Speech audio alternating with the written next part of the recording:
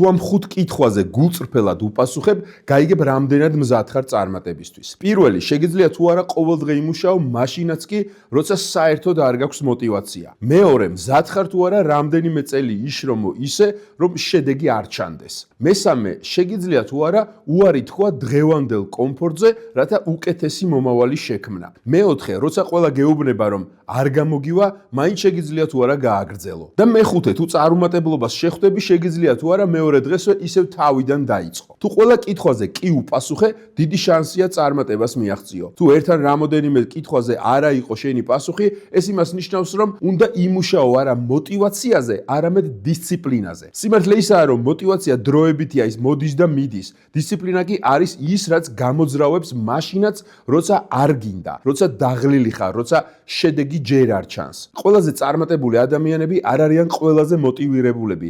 ისინი არიან ადამიანები, რომლებიც მოქმედებას არ წყვეტენ მაშინაც კი, როცა мотиваცია ქრება. თუ გინდა წარმატება, ნუ დაელოდები შთაგონებას. იმოქმედე ნებისმიერ შემთხვევაში.